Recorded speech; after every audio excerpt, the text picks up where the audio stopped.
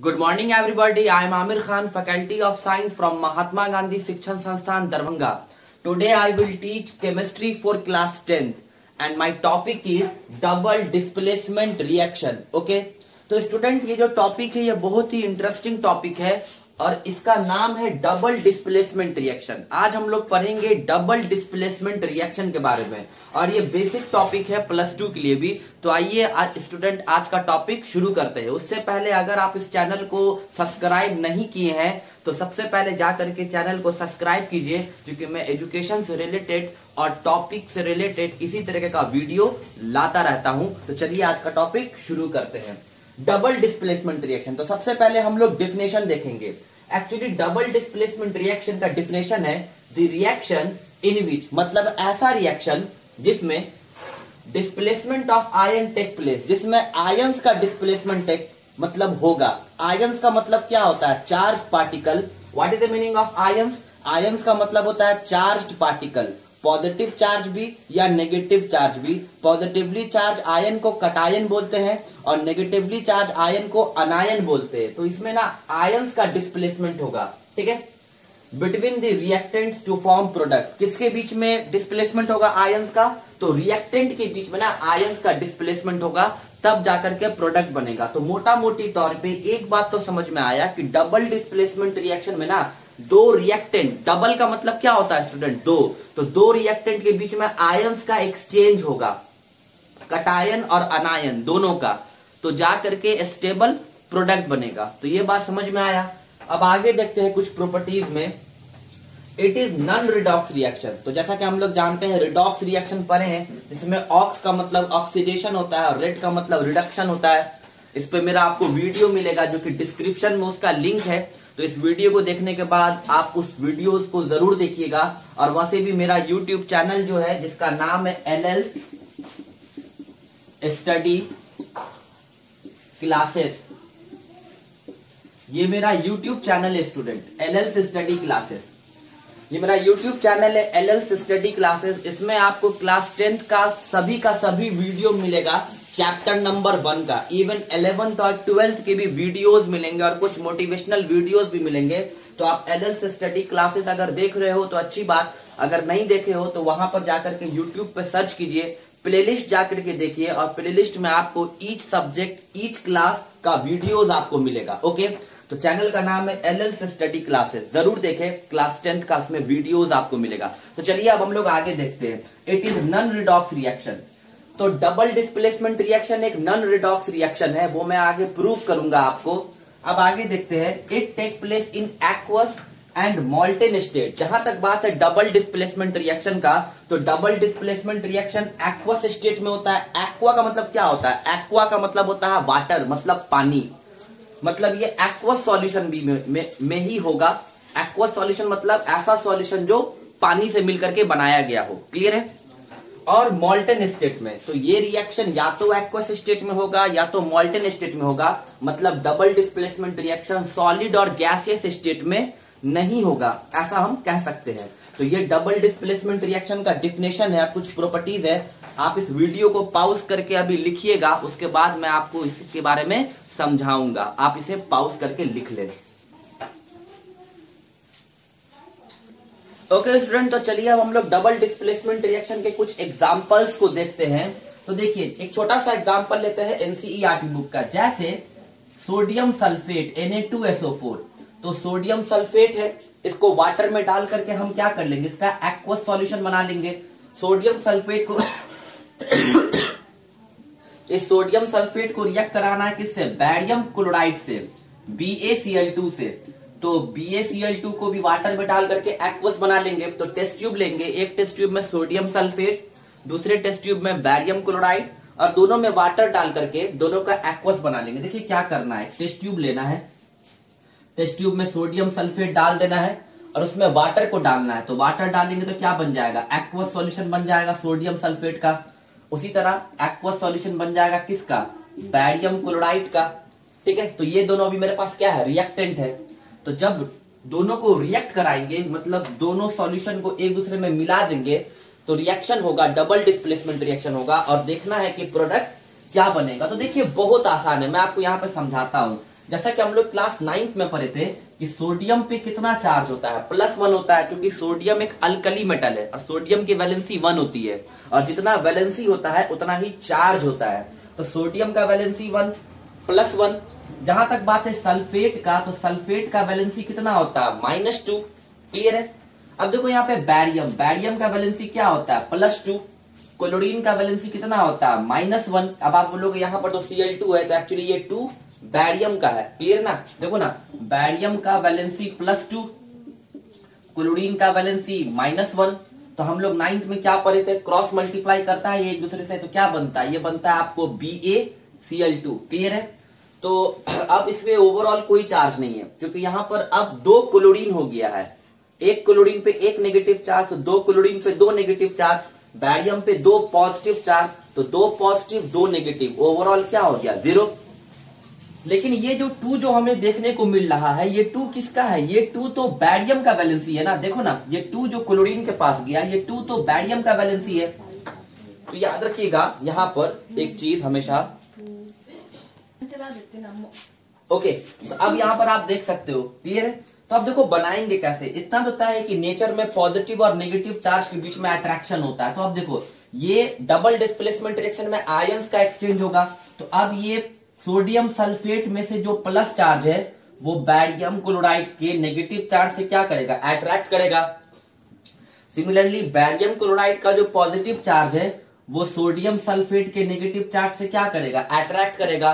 तो अगर ऐसा हुआ तो देखिए प्रोडक्ट में क्या बनेगा। तो अब देखो, सोडियम और क्लोरीन कंबाइन करेगा, तो सोडियम का भी वैलेंसी 1, क्लोरीन का भी वैलेंसी 1। आप यहां पर ऐसे बना सकते हो, सोडियम का वैलेंसी +1, क्लोरीन का वैलेंसी कितना, -1।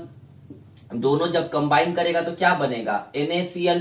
ये प्लस माइनस जितना पॉजिटिव उतना नेगेटिव चार्ज, तो ओवरऑल चार्ज कितना, 0। तो एक प्रोडक्ट बना मेरा क्या, एक प्रोडक्ट मेरा बन गया NaCl, वो भी किस कंडीशन में, एक्वस कंडीशन में। समझ में आया। चलो अब दूसरे प्रोडक्ट पे आते हैं। दूसरा प्रोडक्ट क्या बनेगा, तो दूसरा प्रोडक्ट बनेगा ये बैरियम पॉजिटिव Ba+, वो कंबाइन करेगा सल्फेट से। तो चलो बनाते हैं। तो बैरियम का वैलेंसी कितना, +2।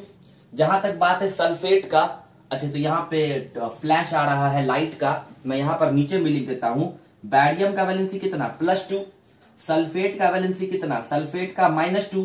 तो ये दोनों जब कंबाइन करेगा तो क्या बनेगा, ये बनेगा Ba2SO4 का होल 2 बनेगा। तो अब क्या होगा, इस 2 से ये 2 कट जाएगा, तो बचा मेरे पास क्या, बचा मेरे पास BaSO4 ओनली।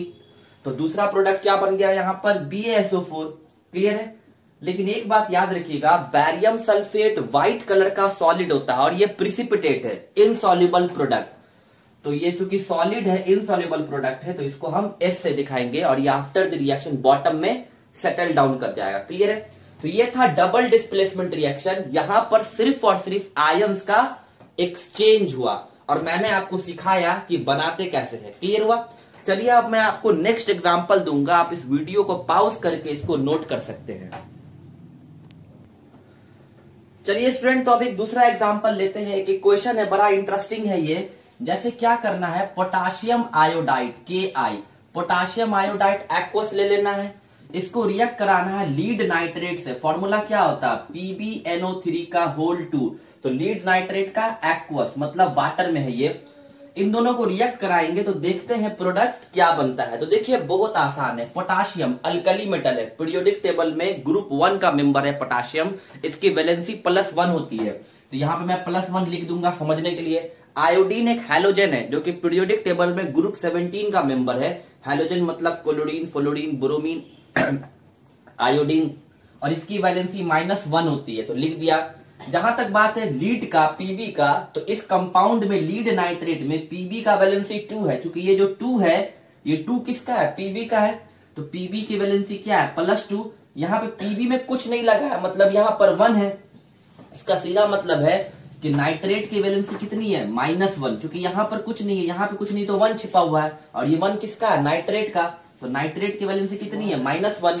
तो अब क्या करना है कि पोटाशियम आयोडाइड का पॉजिटिव लीड नाइट्रेट के नेगेटिव से कंबाइन करेगा और लीड नाइट्रेट का पॉजिटिव पोटाशियम आयोडाइड के नेगेटिव से कंबाइन करेगा, और कुछ नहीं है। तो देखो करना क्या है, इसके पॉजिटिव को इसके नेगेटिव के साथ कंबाइन करना है और इसके पॉजिटिव को इसके नेगेटिव के साथ कंबाइन करना। तो चलिए शुरू करते हैं। तो देखो पोटाशियम और ये नाइट्रेट, तो देखो पोटाशियम का वैलेंसी +1, नाइट्रेट का वैलेंसी कितना, तो नाइट्रेट का मतलब क्या होता है NO3, इसकी वैलेंसी कितना -1, नाइट्रेट पे ना माइनस चार्ज होता है, समझ रहे हो ना मेरी बात।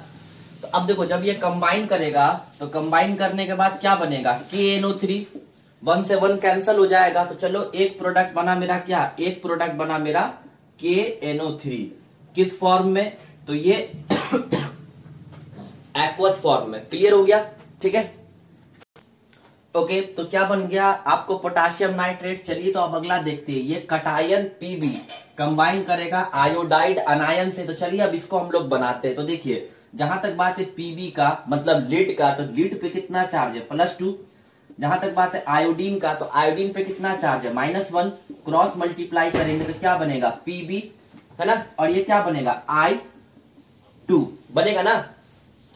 तो अब एक्चुअली में अब जो अगला प्रोडक्ट बना तो यहां पर प्लस देंगे क्योंकि 2 प्रोडक्ट बनना है। अगला प्रोडक्ट क्या बन रहा है PbI2, और ये जो PbI2 है ये एक इनसॉल्युबल प्रोडक्ट है और ये आपको प्रिसिपिटेट है PPT, क्या PPT है मतलब प्रिसिपिटेट है, जिसको हम लोग डाउनवर्ड एरो से दिखाते हैं या हम चाहें तो इसको सिंपली स्मॉल s से रिप्रेजेंट कर सकते हैं। और एक बात याद रखिएगा, लीड आयोडाइड का जो कलर होता है वो येलो कलर होता है, समझ में आया मेरी बात।